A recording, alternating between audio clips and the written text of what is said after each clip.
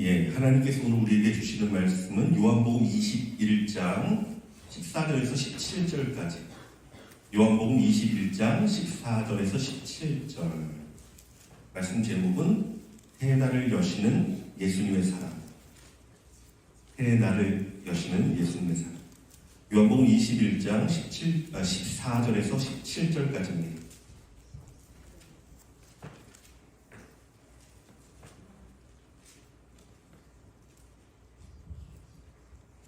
우리 같이 읽을까요? 시작. 이것은 예수께서 죽은 자 가운데서 살아나신 후에 세 번째로 제자들에게 나타나신 것이라.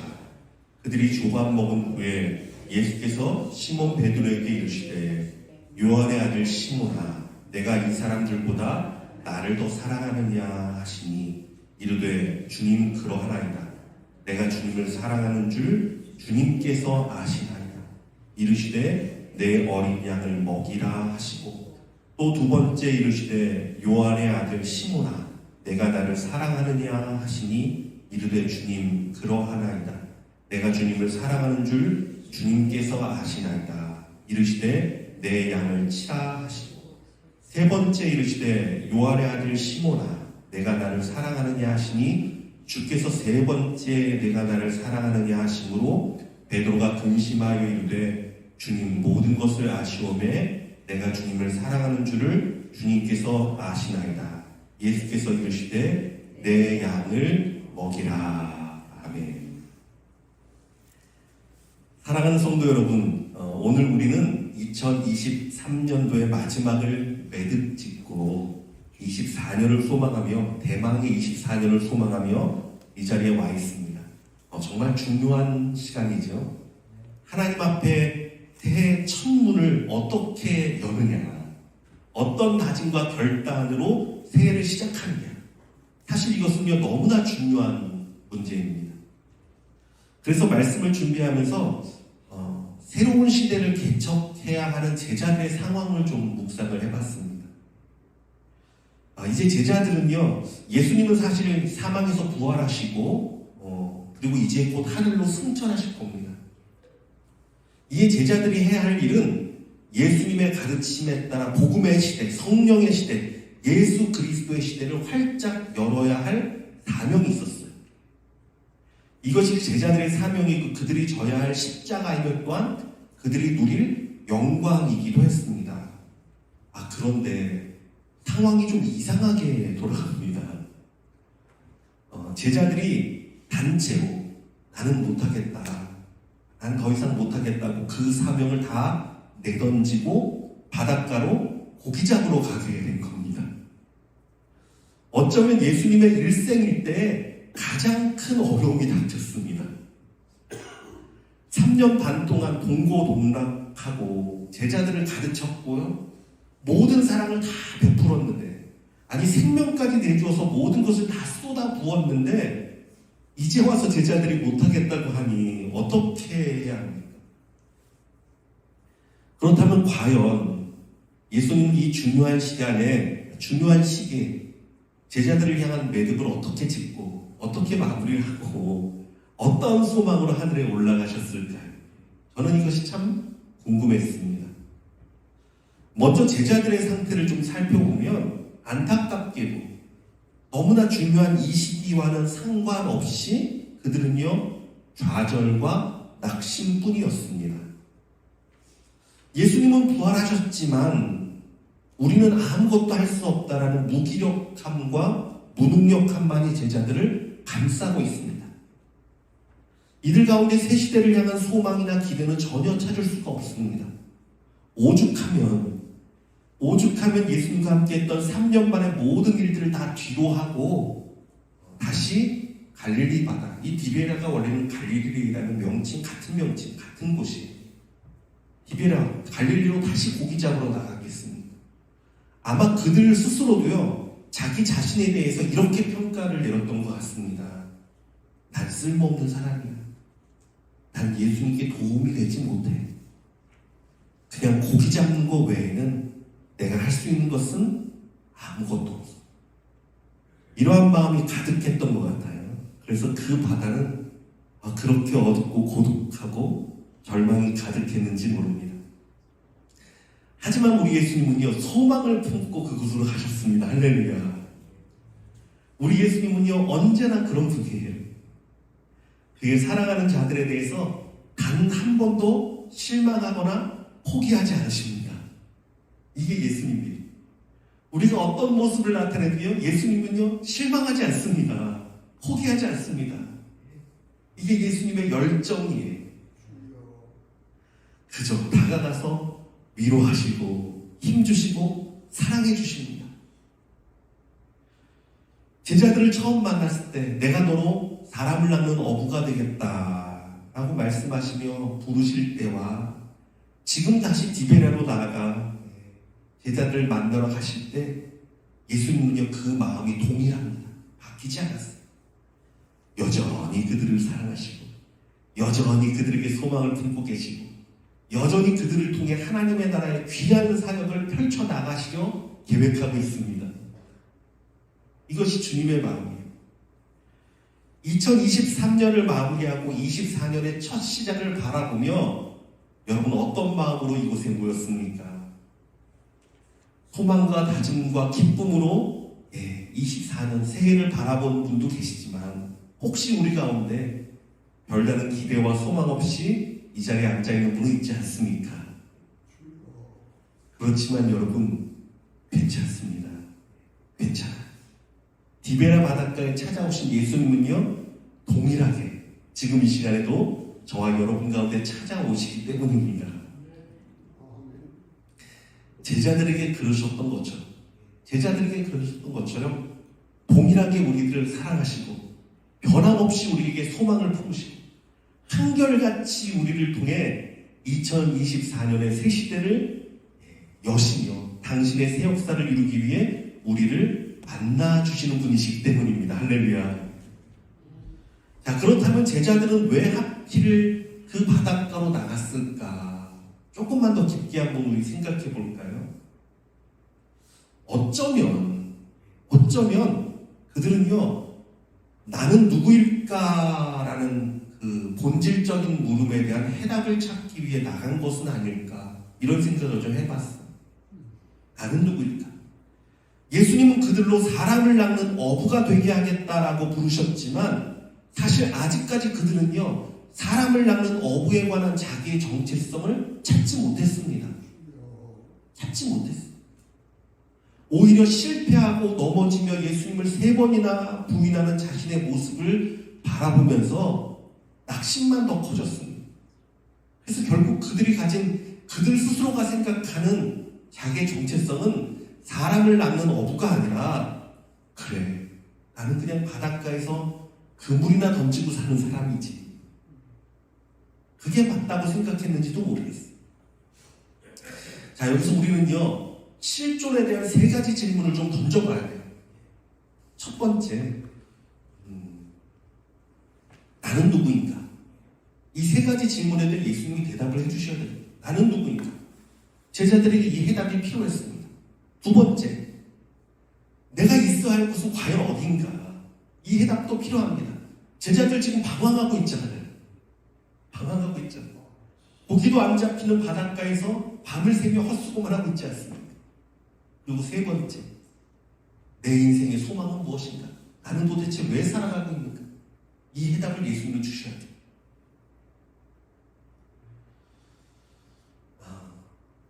처음 모든 것을 내던지고 줄을 쫓을 때는, 고기 잡던 모든 것을 내던지고 처음에 줄을 쫓을 때는 원대한 꿈이 있었습니다. 소망으로 가득했습니다. 그런데 이제는 모든 소망을 잃어버렸습니다. 제자들은 이 실존에 대한 해답을 얻기까지 아마 그렇게 방황할 것입니다. 자, 이때 예수님은 그들을 만나러 가셨습니다. 다시 한번 시작해보자고 설득하러 가셨을까요? 아니에요. 나약하고 믿음 없는 자들이지만 예수님은요, 여전히 사랑하는 제자입니다. 한 번 쓰는 영원한 스승이에요. 예수님은 방황하는 그들에게 인생의 해답과 길을 주시기 위해 찾아갔습니다. 자, 그렇다면 그 해답이 무엇일까요? 첫 번째 질문, 나는 누구인가? 사랑하는 예수님이 그들 곁에 다가왔지만 제자들은요, 그가 누구인지도 깨닫지도 못합니다. 왜? 고기 잡는 일에만 정신이 없습니다. 그것에 모든 마음이 다 팔려 있습니다. 사실 그들은 내가 할 수 있는 가장 자신 있는 일, 가장 나다운 일을 찾기 위해 이곳에 왔지만, 그렇잖아요. 그들 생각 가운데 내가 진짜 할 수 있는 일은 무엇인가? 그래, 나는 고기 잡는 일이지. 근데 웬걸 고기를 한 마리도 잡지 못하고 있는 것입니다. 돌이켜보면 우리 인생도 그렇습니다.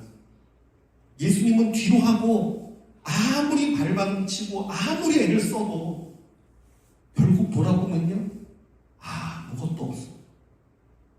아무것도 없어. 사실 많은 크리스천들이 그렇게 생각하지 않습니까? 예수님이 내 인생의 가장 우선이고 가장 존귀한 분이란 입으로 고백은 해도 실상은 내가 제일 우선이고 내 생각, 내 꿈, 내 뜻이 우선이고 기도 생활, 말씀 생활, 11조 생활 이런 것들은 다 뒤로 미루잖아요. 그런데 문제는 그렇게까지 하면 내 인생을 채우려고 하는데 돌아보면 여전히 허무합니다. 아무것도 없습니다. 자, 이때 예수님은 우리에게 다가와 부르십니다. 너희에게 고기가 있느냐? 너희에게 고기가 있느냐? 없습니다. 없습니다. 돌아보니 아무것도 없습니다. 배 오른편에 그물을 던져라. 그리하면 잡을 수 있을 것이요. 제자들이 말씀에 순종했을 때 그들은요, 그물에 가득한 고기를 끌어올릴 수 있었습니다. 자, 이때 제자들이 깨닫게 됐습니다. 무엇을 깨닫습니까? 내가 가장 자신 있어 하는 것조차도 주님의 은혜가 없으면 아무것도 아니야. 하나님의 은혜가 없으면 아무것도 아니야. 나는 예수님의 은혜가 아니면 살 수가 없는 존재이구나. 여러분, 이거 깨달았어요. 얼마 전에 보니까 유명한 배우 하나가 마약 사건에 연루돼서 자살을 한 사건이 있었습니다. 참 마음 아픈 일이에요. 제가 그분에 대해서 뭐가 잘못되느냐 옳으냐 이걸 따지려는 게 아니에요. 그건 제가 따질 게 아니지. 판사나 검사가 할 것이고 하나님이 하실 것입니다. 근데 안타까운 건 그래요.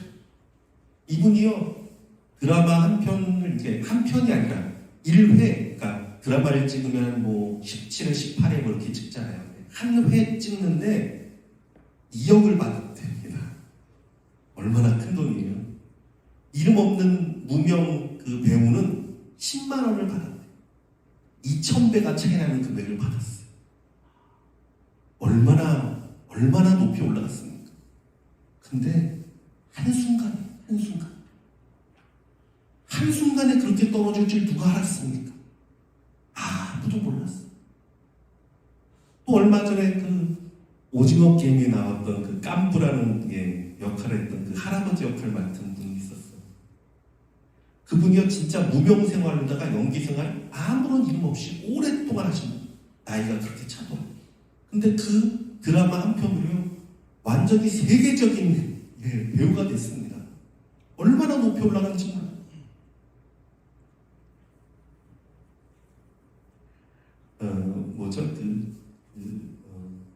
방송에 그 선전 나오는 거, 거기서 또 찍기도 하려고 하고, 그러니까 엄청 올라갔어요. 그런데 느닷없이 성추행 사건에 연루됐어요. 그거에 대해 제가 더 할 말은 없어요. 그게 진실인지 가짜인지. 그렇지만요, 이분이 하루아침에 쫙 올라갔다가 하루아침에 사라져버려요. 여러분, 인생이 그래요. 하나님이요, 한 번 누르시면요 다 사라져요. 하나님이 한 번 높이면요 한 번에 올라가요. 여러분, 우리 인생이 하나님 앞에 있으면 고백하는 저와 여러분 되기를 원합니다. 하나님 앞에 있어요. 이런 찬양이 있죠. 은혜 아니면 살아갈 수가 없네. 복음마저도 다 주의 것 세상 평안과 위로 내겐 없어도 예수, 오직 예수뿐이네. 그렇습니다, 여러분. 그 은혜가 나를 붙들고, 그 은혜가 나를 세우고, 그 은혜로 우리는 살아갑니다. 나는 과연 누구인가? 이 질문에 대해서 바울은요, 이렇게 대답했습니다. 나의 나된 것은 하나님의 은혜로 된 것이 내게 주신 그의 은혜가 헛되지 아니합니다. 고린도전서 15장 10절. 단순 자기의 정체성, 나는 누구인가에 대해 이렇게 말합니다. 나는 하나님의 은혜로 세워진 사람. 나는 아무것도 아닙니다. 하나님의 은혜만이 진짜입니다. 사랑하는 성도 여러분, 나는 누구인가에 대한 질문의 대답, 심플합니다. 간단해요. 주님의 은혜가 아니면 나는 아무것도 아닙니다. 주의 은혜 가운데 내가 빚어지고, 주의 은혜 가운데 내가 세워지면 주의 은혜 가운데 내가 있습니다. 여러분, 이것을 깨닫는 저와 여러분 되기를 원합니다. 나는 주의 은혜 가운데 살아갑니다. 그 은혜로 말미암아 날마다 빚어지는, 만들어가는 자입니다. 제자들의 두 번째 질문, 나는 왜 여기 있는가? 내가 있어야 할 곳은 어디인가? 예수 없이는 아무것도 아닌 자신을 깨닫게 되자 제자들은 그제야 자신이 있는 곳을 바라보게 됩니다. 그곳이 어느 곳이었습니까? 예수 없이 서 있는 곳, 믿음 없이 던지는 그물, 소망 없이 노젓는 인생, 헛된 수고. 이곳이 내가 있을 곳이 아닙니다. 이것을 깨닫게 되자 베드로는요, 주체하지 않습니다. 바로 물로 뛰어듭니다. 예수님께 나아가기 위해서. 여러분, 우리에게도 이런 결단이 필요합니다. 믿음 없이 사는 인생, 가치 없고 소망 없는 일상, 예수 없이 홀로 아파하며 고생하던 모든 삶에서 여러분 벗어나기를 원합니다. 그것이 여러분이 있어야 될 자리 아니에요. 언덕을 떠나서 장파에 배이워 내 주 예수 은혜의 바다로 내 맘 거쳐가라.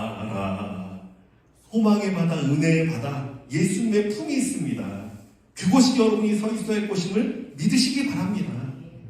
담대하게 나가야 돼요. 뛰어들어야 돼요. 내가 있어야 할 곳은 은혜의 자리며 예수님과 동행하는 자리이고 예수님의 넓은 품 안입니다. 2024년 여러분, 우리 주님이 책임져 주십니다. 주님과 함께하는 삶, 은혜의 자리, 정말 주님과 동행하는 자리로 나아가는 여러분 되시길 주님의 이름으로 부탁드립니다. 세 번째 질문, 내 진짜 소망이 무엇인가? 내 인생의 가치는 무엇인가? 내 꿈은 무엇인가? 여기에 대한 해답. 예수님은요, 이것을 깨닫게 하기 위해서 베드로에게 3번이나 질문하셨습니다. 베드로야, 너가 나를 사랑하느냐? 베드로가 대답을 하긴 했습니다. 내가 주를 사랑하는 줄 주께서 아시나이다. 자신 없는 대답 아닙니까? 네, 제가 주님 사랑합니다가 아니라 주님이 아시잖아요. 네. 왜 그렇습니까? 그의 삶의 모습이, 자기의 삶의 모습이 그 사랑을 나타내지 못한 삶을 살고 있었어요.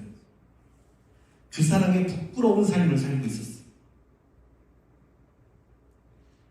그런데 3번이나 예수님 같은 질문을 던지시고 그 질문에 대답하는 동안 베드로는 깨닫게 되었습니다.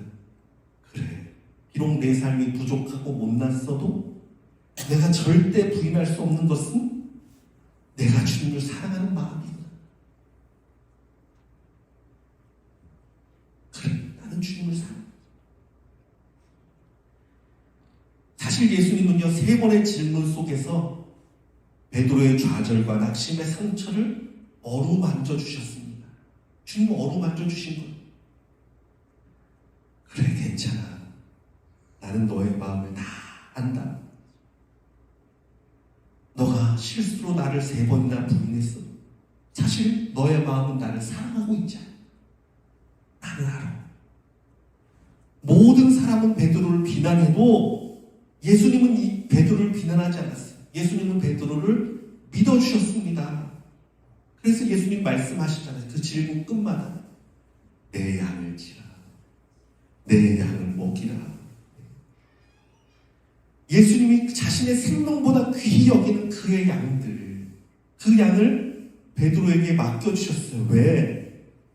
베드로의 마음속에 있는 그 사랑을 믿으니까. 이 몸의 소망 무행가 우리 주 예수뿐일세. 우리 주 예수밖에는 믿으리 아주 없도다. 여러분 이거 깨닫기 원합니다. 이 몸의 소망 무언가 예수님밖에 없어요. 여러분. 예수님밖에 믿으리가 없습니다. 그분만이 나를 아시고요. 그분만이 나를 믿어주시고 그분만이 나를 끝까지 소망하고 붙들고 있습니다. 비록 지금은 실수하고 넘어지며 예수님을 부인하고 도망쳤지만 그래도 베드로의 그 심장 가운데 그 마음만큼은 예수님을 사랑하고 있음을 깨닫게 되었습니다. 그리고 그의 인생의 목표는 분명해졌습니다. 그래, 내가 부족해. 예수를 위한 삶을 살아야지. 내가 사랑하는 분을 위해 살아야지. 이게 내 꿈이지. 이게 내 소망이지. 억지로가 아닙니다. 그 마음에 있던 진짜 소원을 깨닫게 됐어요. 내 마음속에 있던 주를 향한 진짜 사랑을 발견했습니다. 사랑하는 성도 여러분, 이 시간 예수님은요 우리에게도 똑같이 질문하실 것입니다. 내가 나를 사랑하느냐? 너가 나를 사랑하느냐? 아마 우리들도 베드로처럼 망설일지 모릅니다. 내 삶의 모습과 내 행동들을 생각하면 잘 모르겠어요. 이렇게 대답할지도 모르겠어요. 하지만 여러분, 우리 예수님은요 믿으십니다. 여러분들을 향한 소망을 한 번도 버린 적이 없어요. 여전히 믿으십니다. 기대하십니다. 비록 내 육신은 그 사랑을 나타내지 못해도 내 마음 깊은 곳에서 일어나는 주를 향한 갈망을 하나님은 바라보고 계십니다. 그렇습니다. 여러분, 우리도 주님을 사랑하고 있습니다. 2024년 우리 교회 표 생명을 살리는 교회예요. 생명을 살리는 교회. 사랑하는 성도 여러분, 우리도 주님 사랑하는 마음으로 다시금 일어나기를 원합니다. 내가 부족해도 주를 위해 다시금 살기 원합니다. 이것이 우리 인생의 가장 큰 목표예요. 사람을 낳는 어부가 되십시다. 생명을 구하는 인생을 삽시다. 얼마나 가치 있어요, 여러분. 그렇지 않습니까? 여러분 인생 한순간이면 다 지나가 버리는데 진짜 가치 있는 삶을 살아야 되는데 가장 가치 있는 삶은 그거란 말이에요. 죽은 사람, 죽어가는 사람을 살리는 거. 이거보다 귀한 일이 어디 있어요? 가치 있는 일을 하는 저와 여러분 되기를 원합니다. 말씀을 정리하겠습니다. 한 해를 보내며 새로운 2024년의 새해를 소망하는 가운데 맞이해야 함에도 불구하고 혹시 무기력함과 소망 없음에 사로잡혀 있는 분이 있진 않습니까? 이 시간 우리를 찾아오시는 예수님을 만나기를 원합니다. 여전히 나를 사랑하시고 단 한 번도 나를 향해 실망했다, 포기했다 말씀하지 않으시고 이 시간도 내게 다가와 내가 너를 사랑한다 말씀하시며 우리에게 희망을 주고 용기를 주시는 분, 그분 앞에 우리도 고백하기 원합니다. 나도 주님을 사랑합니다. 부족하지만 나도 주를 위해 새해를 살아보겠습니다. 그 사랑을 힘입어 나아가겠습니다. 그러면 반드시 우리 주님은 새 시대를 향한 영광의 문들을 활짝 열어주실 것입니다. 제가 시편 24편 9절에서 10절까지 이 말씀이 사실은 마음에 확 들어왔어요. 말씀이 이렇게 되어 있습니다. 문들아 너희 머리를 들지어다. 영원한 문들아 들릴지어다. 영광의 왕이 들어가시리로다. 영광의 왕이 누구시냐? 만군의 여호와께서 곧 영광의 왕이시로다. 아멘. 예수 그리스도를 의지하며 나아가는 우리의 길들의 문들은 활짝 열릴 것입니다. 주를 의지하고 용기를 내고 나아간 제자들의 걸음에 그러했듯이 감히 그들도 상상치 못한 권능의 문들이 열렸습니다. 놀라운 복음의 문들이 열렸습니다. 이렇듯 우리에게도 영광의 왕 예수 그리스도와 함께 걸을 때 모든 닫힌 문들이 활짝 열리게 될 것입니다. 사랑하는 주님 감사합니다.